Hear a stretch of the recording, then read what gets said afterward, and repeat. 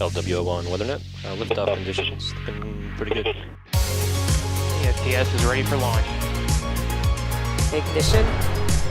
Liftoff. Falcon 9 has cleared the tower.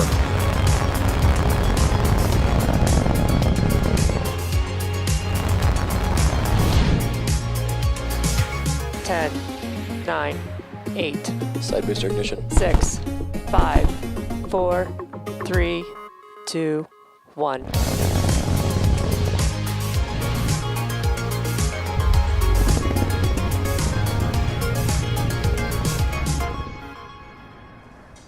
Good evening. It is Wednesday, April 28th, and you're looking at a live view of Falcon 9 as it awaits its 11:44 p.m. Eastern Time launch from Space Launch Complex 40 at Cape Canaveral Space Force Station. My name is Jesse Anderson, a lead manufacturing engineer here at SpaceX, joining you from our headquarters in Hawthorne, California. You're watching a live webcast for our 25th Starlink mission. The last couple of weeks have been particularly exciting for the SpaceX team. Most notably, we just launched 4 astronauts to the space station, helping to bring the total number of astronauts in orbit to a cozy 11. On Friday, April 23rd at 5:49 a.m. Eastern Time, Falcon 9 lifted off, sending the Dragon spacecraft to orbit from historic Launch Complex 39A at NASA's Kennedy Space Center in Florida. After just under 24 hours, SpaceX's Dragon autonomously docked with the International Space Station on Saturday, April 24th at 5:08 a.m. Eastern Time. As part of the commercial crew program, NASA astronauts Shane Kimbrough and Megan MacArthur, JAXA astronaut Aki Hoshide, and ESA astronaut Thomas Pesquet flew aboard the Dragon spacecraft on its second operational mission to the space station. This was the first time Dragon flew 2 international partners and was also the first time that 2 Crew Dragons have been attached simultaneously to the orbiting laboratory. This was also the first human spaceflight mission to fly astronauts on a flight-proven Falcon 9 and flight-proven Dragon. The Falcon 9 first stage supporting this mission previously launched the Crew 1 mission in November of 2020, and the Dragon spacecraft previously flew Bob Behnken and Doug Hurley to and from the International Space Station during SpaceX's Demo 2 mission in 2020. After an approximate 6-month stay, Dragon and Crew 2 astronauts will depart from the space station no earlier than October 31st for return to Earth and splash down in the Atlantic Ocean off the coast of Florida.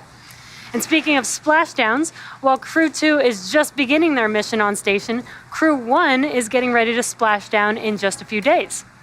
Crew 1 NASA astronauts Mike Hopkins, Victor Glover, and Shannon Walker, as well as Suichi Noguchi of JAXA, are scheduled to undock from the space station to begin their journey home at 5:55 p.m. Eastern Time on Friday, April 30th, with splashdown in the Atlantic Ocean targeted for 11:36 a.m. Eastern Time on Saturday, May 1st. The Crew 1 astronauts have been aboard the space station for nearly 6 months conducting science and research experiments, so we're excited to bring them home in just a few short days. And as if flying humans to and from the space station wasn't exciting enough, NASA announced that they have selected Starship to land the first astronauts on the lunar surface since the Apollo program. Only 24 humans have been to the moon, including NASA astronaut Michael Collins, who passed away earlier today at the age of 90. Collins served as the pilot on the Apollo 11 mission that helped define a pivotal moment for our nation. It's been nearly 50 years since humanity last stepped foot on the moon, and we are honored to follow the path Michael Collins helped lay out years ago. Working with NASA to support a permanent human presence on the moon will require the safe and affordable transportation of crew and significant amounts of cargo. SpaceX's Starship spacecraft and Super Heavy rocket represent an integrated and fully reusable launch, propellant delivery, rendezvous, and planetary lander system. Flying between lunar orbit and the surface of the moon, Starship will carry crew and all of its supplies, equipment, and science payloads needed for extensive surface exploration.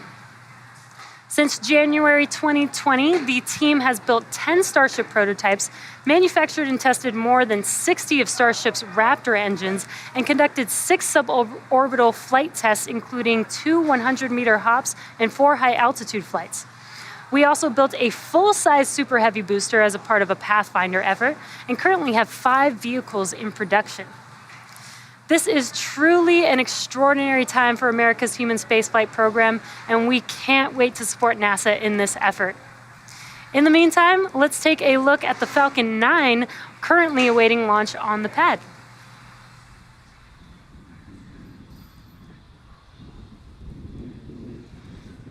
You're looking at a live view of Falcon 9. Our two-stage launch vehicle stands 70 meters or 229 feet tall. And when it's fully fueled, it'll hold just over 1 million pounds of propellant that the vehicle will burn through in less than 3 minutes after liftoff. Now, we prepped Falcon 9 for launch in our hangar at the base of the pad. And upon completing final checkouts, Falcon 9 rolled out to the pad with the Starlink payload and went vertical. That bottom two-thirds of the vehicle is the first stage. And it previously flew 6 times before, having supported the launch of GPS-3 Space Vehicle 3, Turksat 5A, and 4 Starlink missions, the most recent being just over a month ago. The objective of the first stage is to accelerate the vehicle through the Earth's atmosphere to space and then separate from the rest of the rocket. Once the first stage separates from the second stage, it will make its way back to Earth and target a landing on our drone ship. Just read the instructions, and that is what you're looking at on your screen. Now, to give some perspective, our drone ships are equivalent to the size of a football field, and that landing area is approximately 200 by 150 feet, which is big enough that a hockey rink could fit inside the landing area on the drone ship. Now, if successful, today's landing will mark the 81st recovery of an orbital-class rocket. Above the first stage is the second stage, which has a single Merlin vacuum or MVAC engine, which ignites after the first stage separates. At full power, the Merlin vacuum engine operates with the greatest efficiency ever for an American-made hydrocarbon rocket engine. The second stage is what will carry our Starlink satellites to orbit. Now, at the top of the rocket, what you're looking at on your screen is the fairing. This is made of a carbon composite material, and the fairing protects the satellites on their way to orbit and is jettisoned approximately 3 minutes into flight. Today, we will be attempting to recover each fairing half with a contracted recovery vessel named Sheila Bordelon. Reusability is critical to what we do at SpaceX. Reusability allows SpaceX to refly the most expensive parts of the rocket, which in turn drives down costs of space access. Now, at T-minus 10 minutes and about 15 seconds, let's take a look at how we're progressing in the countdown. The chief engineer held a technical poll at T-minus 1 hour, and the launch director held a propellant load and launch go-no-go poll at T-minus 38 minutes. Falcon 9 has been loading propellant since T-minus 35 minutes, and our fuel is a refined form of kerosene, which we call RP1. Our oxidizer is a super chilled liquid oxygen called LOX, and to densify the LOX, we chill it well below the boiling point, allowing us to fill the propellant tanks as much as possible. Now, we use the same propellant on both stages, as the second stage is primarily a short version of that first stage, which is one of our many reliability features of the Falcon design. With fuel and oxidizer on hand, we do need an ignition source to complete that fire triangle. For this, Falcon 9 uses TTEB, which you'll see at T-minus 2 seconds via the green spark right before the rocket takes off. In addition to RP1 and LOX aboard, Falcon 9 also uses helium to keep the tanks pressurized in flight and the propellant flowing correctly into the engines without air bubbles as the propellants deplete. Helium load began before the webcast went live and will continue to top off until a minute and a half before launch. Now, very shortly, we will open the pre-valves between the first stage engines and the propellant tanks. And at T-minus 7 minutes, engine chill will begin, and that's where we cool the turbo pumps and avoid thermal shocks when we start the pumps at T-minus 2 seconds to light the Merlin engines. The vehicle is healthy, and we are currently working, no issues. The range is green for launch. Weather is looking good. We're about 90% favorable for launch at T0 today. And all systems continue to be go for an on-time liftoff at 11:44 p.m. Eastern Time. If for some reason we do not launch today, we do have a backup opportunity tomorrow at 11:22 p.m. Eastern Time.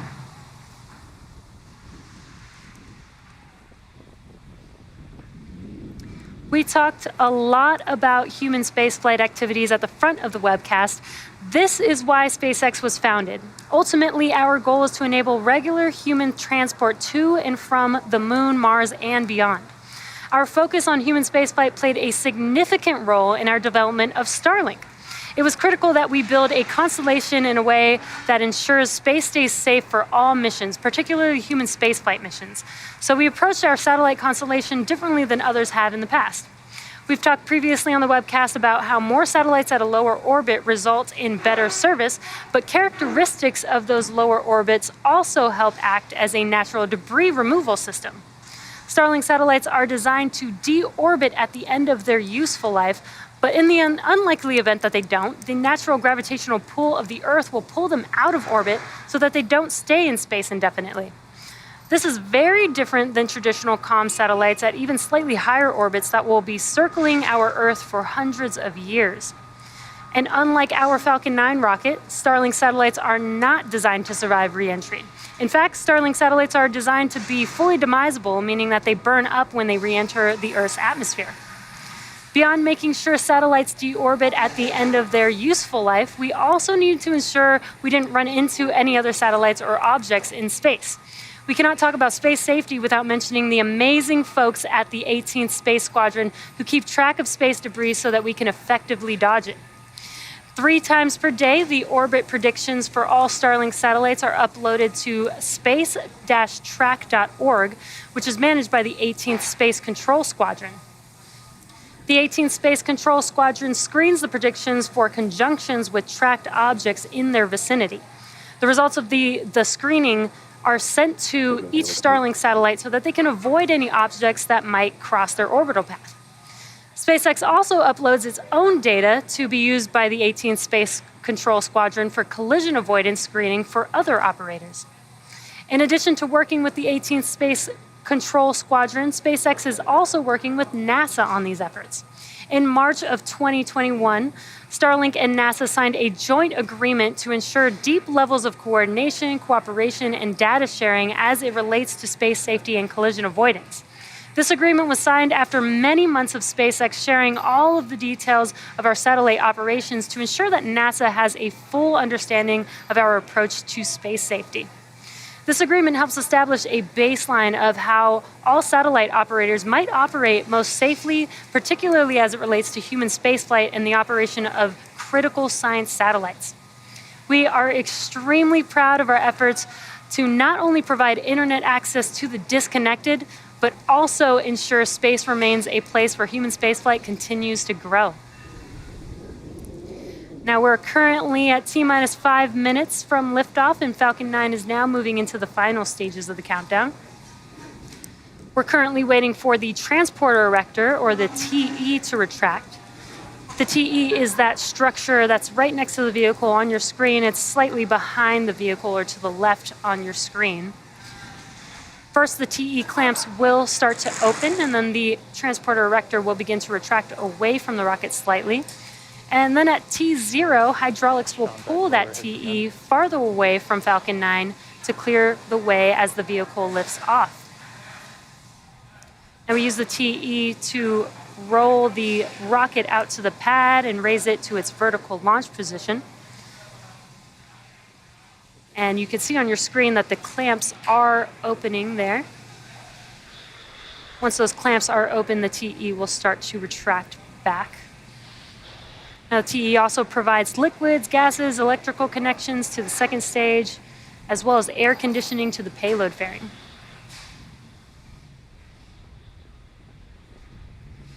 Now, it looks like those clamps are now complete opening up, so that transporter erector looks very, very slight, but you can kind of see it moving back on your screen. Now, the first and second stages are both nearly fully loaded with 1 million pounds of kerosene fuel and liquid oxygen.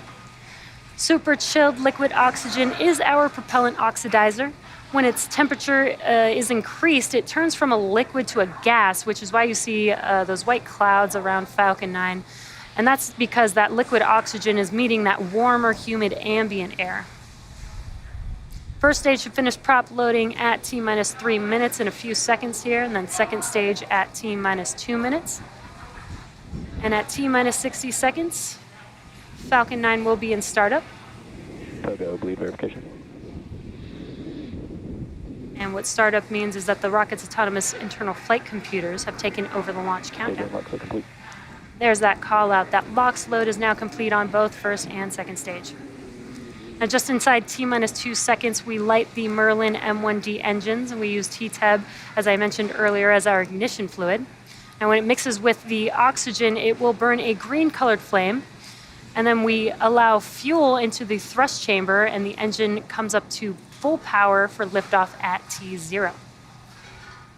The Starlink payload continues to be healthy, and the Falcon 9 team is tracking no issues on the rocket.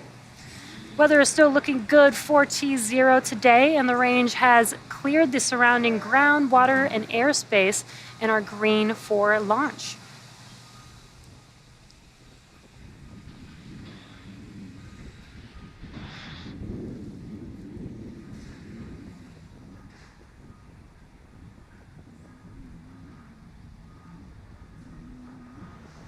Stage 2, lock load complete. There's that call out that LOX load is now complete. Now that LOX loading is complete, we will start to vent the LOX line on the transporter erector. So as I mentioned, those white clouds earlier, you're going to see a lot more of it here shortly. And there you can kind of see it on your left-hand side. And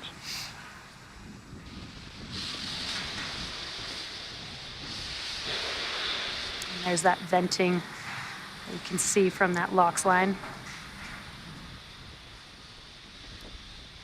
Coming up here in about 10 seconds or so, Falcon 9 will go into startup, and the first and second stage will begin to pressurize for launch.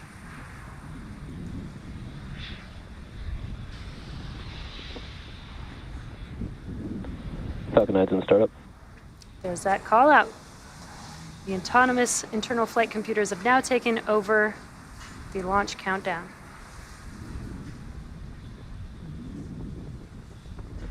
Stage 2, press for flight. Falcon 9, Starlink, LD is go for launch. And a great call out. We are go for launch here shortly, meaning all systems are ready for T0. T-minus 30 seconds. At T-minus 30 seconds, let's listen into the terminal count and watch as Falcon 9 takes our stack of Starlink satellites out into space. Stage 1, press for flight. T-minus 15 seconds. Falcon 9 is configured for flight. 10, 9, 8, 7, 6, 5, 4, 3, 2, 1, 0. Ignition and liftoff. Godspeed, Apollo 11 microcolumns. May the pursuit of exploration live on.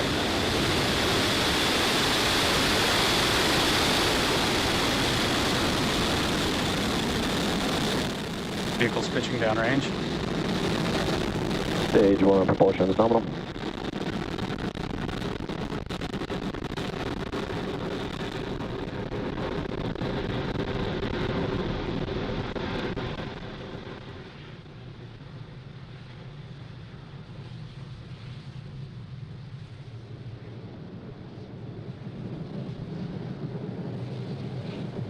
Falcon 9 has successfully lifted off from Cape Canaveral Space Force Station, carrying our stack of Starlink satellites to orbit.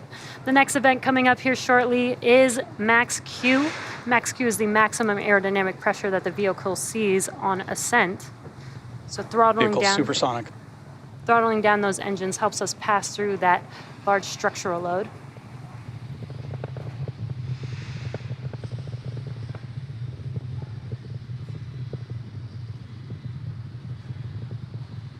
Vehicle has reached maximum aerodynamic pressure. And there's that call out that we passed through Max Q. In about a minute, we'll have 3 events happening within seconds of each other. The first will be MECO, or main engine cutoff, followed by stage separation, and SES1, or second engine start 1. Now, MECO is where we shut down all 9 of the engines on the first stage. MVAC engine chill has started. Just a call out that the MVAC chill has begun on that second stage engine. So for MECO, we shut down all 9 of the engines, and that slows the vehicle down in preparation for that second event, which is stage separation. Stage separation is where the first stage separates from the second stage, and first stage will begin its journey back home, heading towards our drone ship Just Read the Instructions, while stage 2 continues on its journey with the third event, SES-1, or Second Engine Start 1. And that is where we light up that MVAC engine, and it propels the second stage along with the Starlink satellites towards its drop-off orbit.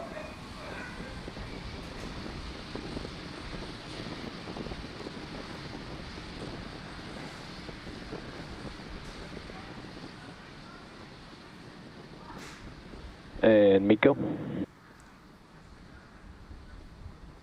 Stage separation confirmed.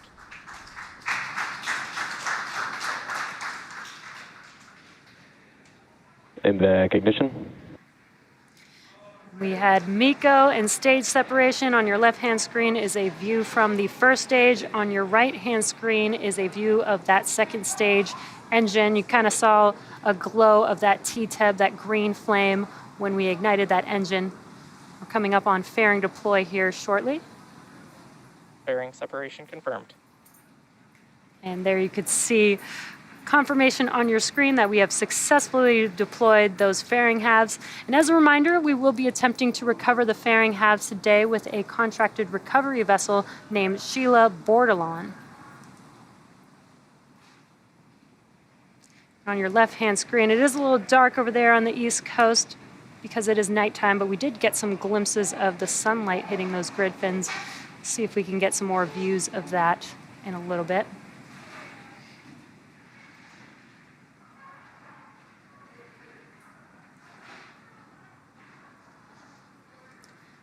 As stage 2 Acquisition of signal, Bermuda. As stage 2 takes our Starlink satellites to their targeted drop-off orbit, stage 1 will make its way back to Earth by executing 2 burns. The first is the entry burn, and that's where we light up 3 of the 9 M1D engines. And this will help to slow the stage down as it re-enters back into the upper parts of the Earth's atmosphere. The second of those 2 burns for that first stage is called the landing burn. And this is where a single engine, the center engine, will reignite and bring the vehicle speed down rapidly in order to touch down on that drone ship. As a reminder, we are attempting to land on Just Read the Instructions tonight. And those M1D engines do have a thrust of 190,000 pounds. So that lighting up that one single engine slows the entire vehicle down just enough to touch down on that drone ship. Stage 2 is still looking good, and what you're seeing on your screen is a view of that MVAC engine. Vehicle's following a nominal trajectory. Now, if you're just catching up with us, we had a successful launch of Falcon 9 from Cape Canaveral Space Launch Complex 40, and you're looking at a live view of the Falcon 9 second stage as it is making its way to deliver our Starlink payload to orbit. Stage 1 is currently cruising back to Earth towards our drone ship Just Read the Instructions out in the Atlantic Ocean. We're just about a minute away from the next event on that first stage. That'll be the entry burn. Again, Starlink satellites are going to a LEO orbit or low Earth orbit, about 550 kilometers above the Earth's surface. Now, most satellites are at 36,000 kilometers or in a geo or geostationary orbit. We are just about roughly 30 seconds away from that entry burn beginning.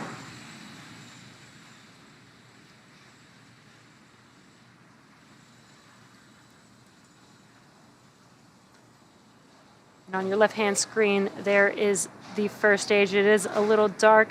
You can see some glimpses of the nitrogen gas burst that you see there. Stage 1, FTS is safe.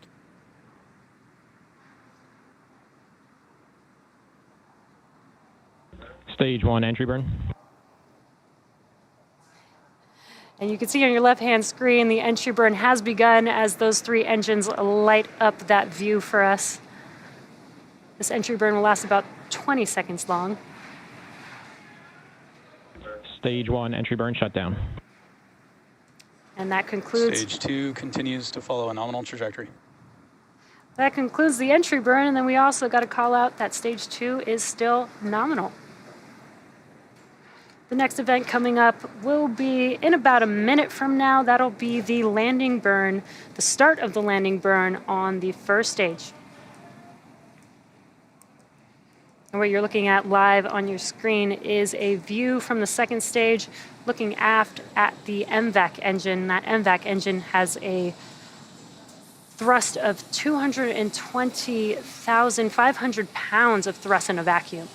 It's very, very powerful engine taking our Starlink satellites to their targeted drop-off orbit. Stage 1 transonic. Still getting good call-outs on that first stage. We're about 15 seconds or so away from that landing burn beginning on the first stage. Stage 2 still looking good. Stage 1 landing burn. The landing burn has begun. Let's watch and see if this Falcon 9 can land on our drone ship. Just read the instructions. And a really cool onboard view. Stage 1 landing leg deploy.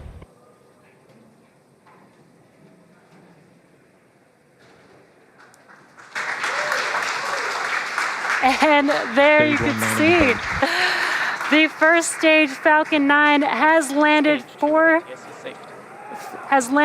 its 7th time. This marks our 81st successful recovery of an orbital class rocket, and again the 7th flight and 7th landing of this booster. And then we heard a good call out for SECO. That's second engine cutoff. Nominal parking orbit insertion. And a good orbital insertion. Expected loss of signal, Cape. Now stage 2 is going to coast in this orbit for the next 35 minutes or so. So while that happens, we'll keep you posted on where we are in the coast phase. We'll see you back here at T plus 45 minutes for a second stage relay.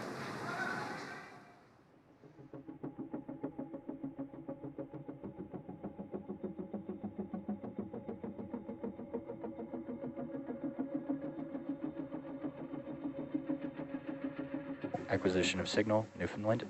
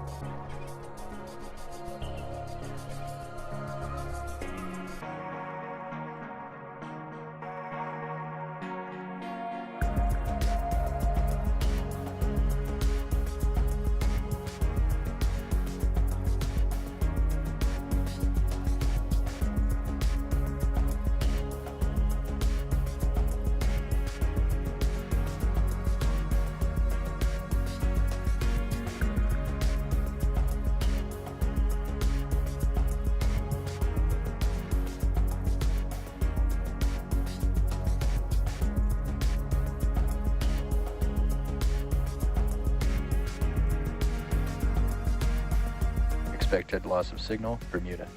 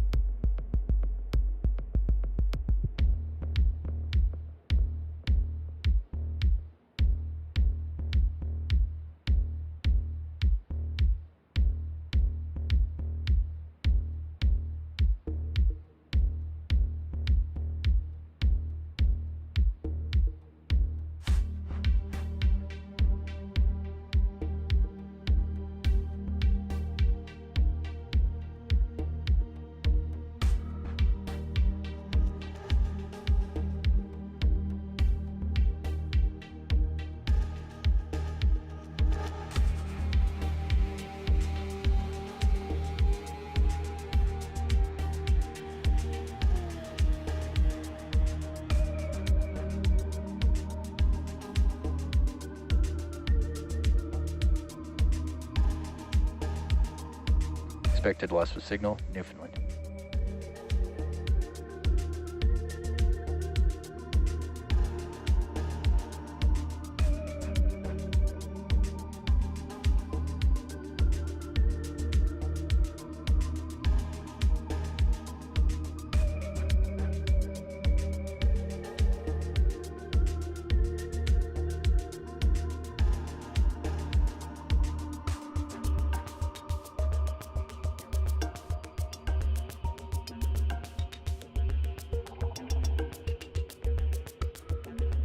Acquisition of signal, Goonhilly.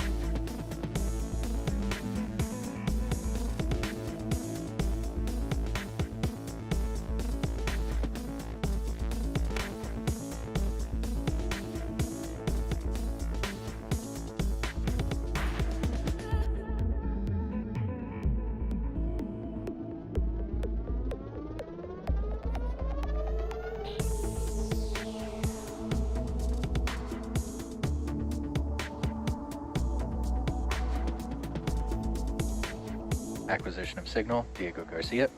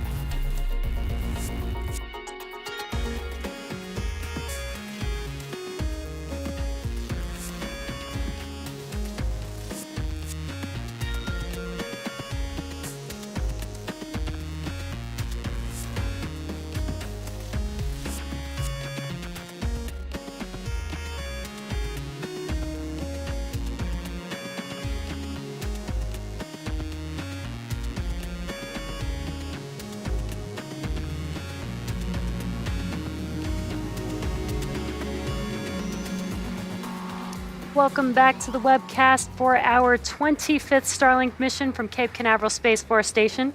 We had an on-time liftoff at 11:44 p.m. Eastern Time. We had a great stage separation with first stage making its way back to Earth, landing on our drone ship. Just read the instructions for its 7th flight and 7th landing for this particular booster, and our 81st landing of a orbital class rocket overall. Stage 2 completed the first of the 2 burns, and now we're coming up on the relight of the second stage engine once again for SES-2. This will be a very short burn. It's just 1 second long, but it gives us enough boost to get us to our targeted drop-off orbit. We should get a live view here. May not look like much because it is only 1 second long, but we should be able to see SES-2 as well as SECO-2, which is second engine cutoff.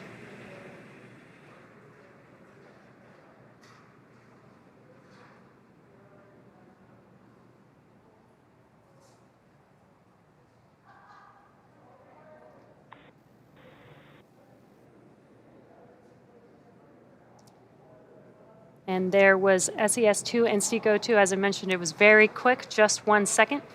We are waiting on confirmation of good orbit here. Nominal orbit insertion.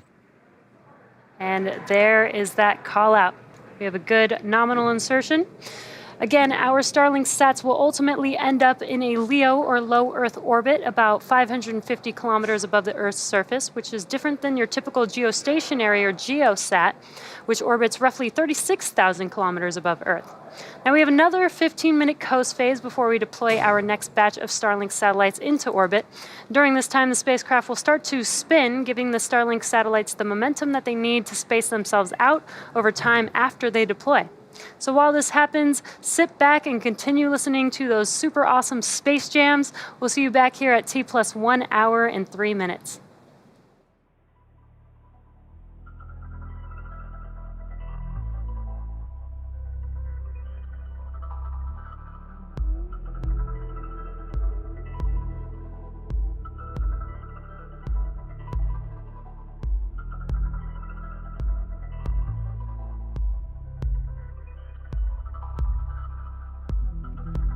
Expected loss of signal, Diego Garcia.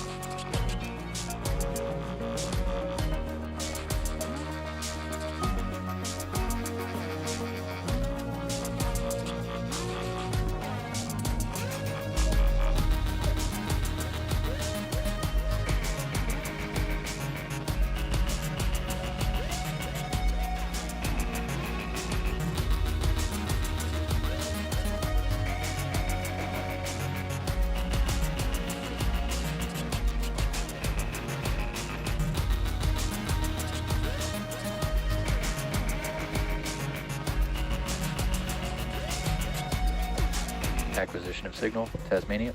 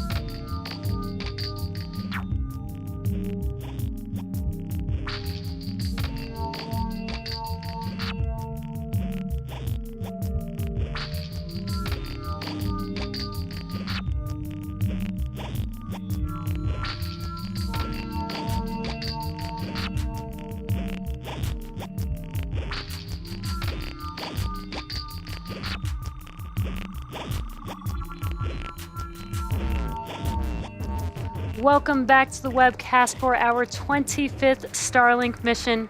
We had an on-time liftoff this evening at 11:44 p.m. Eastern Time. Our first stage booster had a successful 7th flight, as well as landed back on our drone ship. Just read the instructions for the 7th time, and that marks our 81st recovery overall. Stage 2 has already completed its 2 burns to enable reaching the targeted drop-off orbit, and now we're coming up on the deployment of our Starlink satellites. That should be coming up here in about 30 seconds or so, and we are hoping to get a live view of that deployment. As we pass over ground stations, sometimes we lose that live view, but hoping to get the live view right when we deploy the Starlink satellites.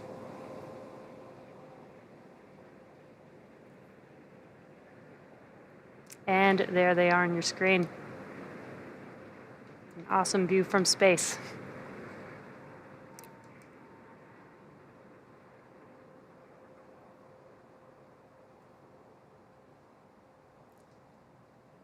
You can also see how the second stage is spinning. This does help with the satellites to separate once they do deploy.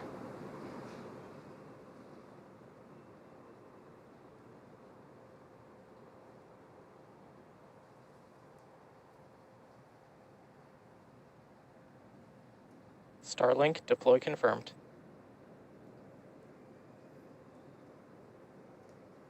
And there you can see and hear that call out that the Starlink satellites have deployed as they are drifting away from the second stage.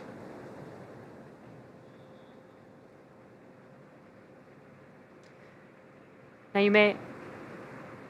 you may notice a slightly different look of these sats on this mission, as some have been painted white for thermal reasons. This will not impact the satellite brightness since the painted face is facing away from the Earth. And just a reminder that this is their drop-off orbit, so shortly they will deploy their solar array, and over the next few days and weeks, they will distance themselves from each other and use their onboard ion thrusters to make their way to their operational orbit. And that brings our webcast to a close. Thank you to the range and the FAA for supporting today's mission. If you're interested in Starlink service, head over to starlink.com and sign up. Thanks for joining us and have a wonderful night.